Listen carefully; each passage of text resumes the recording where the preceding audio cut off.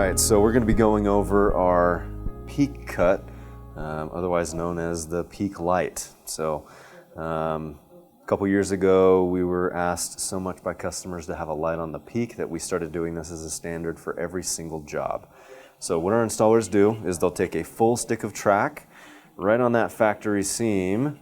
They're going to cut this one light off at 1.5 inches away from the center of the light. So what I like to do is line my square up with the center of that light. I'm going to go 1 inch, 1/2 inch.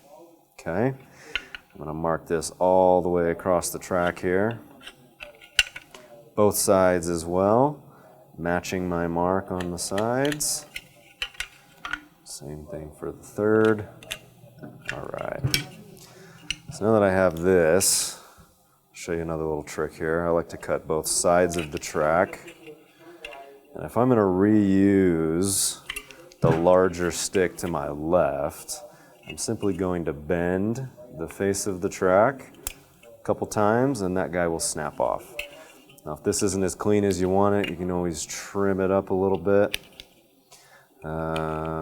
Make this nice and flat. I'm going to reuse this piece. I'm going to take just a little bit off of it, trim it up nice and tight so it's not rigid and giving me some sharp edges.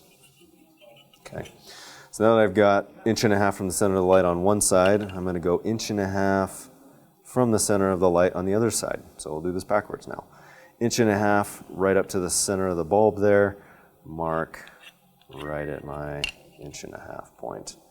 Match it on both sides. Same deal on the third. Okay, now this one I'm going to cut all the way around.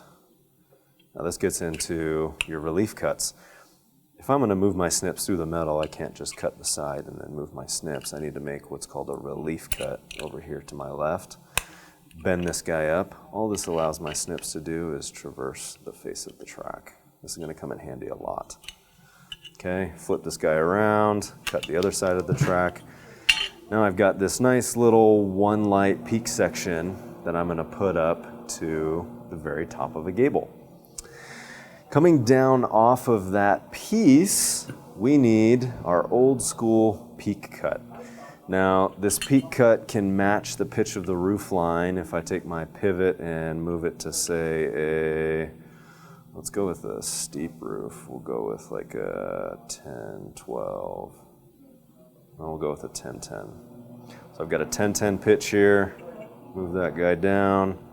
I'm going to mark that angle on the sides. You can also just eyeball this angle. Okay, I'm going to match it on the other side. So I'm going to draw across the face. And then once I cut this one, I can naturally match that one. Flip this guy around a little bit. Cut from the corner. This is going to be my peak cut, and this is going to allow my track to slip over the individual peak light. So now that I've got that, I'm going to match from the corner down to where I've made my cut on the face of the track. There is my peak cut at the exact pitch of the roof line. I like to bend this guy out a little bit so that I can slip it nice and tight over my peak light. So coming up to my peak light, that's how I'm going to have my next stick of track. This also keeps your 9-inch spacing intact.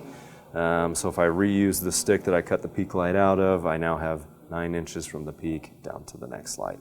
Another thing you can do depending on the pitch of the roof line, let's say this is my theoretical gable, right? And I need to fit this peak light in there. Well, I'm not going to be able to put my peak light nice and flush because I have these little angled parts for my gable. So what I'm going to do is I can match the pitch of that guy and I can come down and cut some angles on my peak light. Okay, do the same thing on the other side. And we'll come down off of this side. So I can make this peak light angled. Every single peak light you do is going to be a little different. So these will need customized as you go through and do them on different homes, depending on the type of soffit fascia you have, depending on the angle of the roof line. So keep that in mind. It doesn't have to be just a single squared off piece of track, even though that may work in some scenarios. So there's your peak light. There's your peak cut. Slip that guy in there. Now you've got a nice centered light for your customers to be happy with.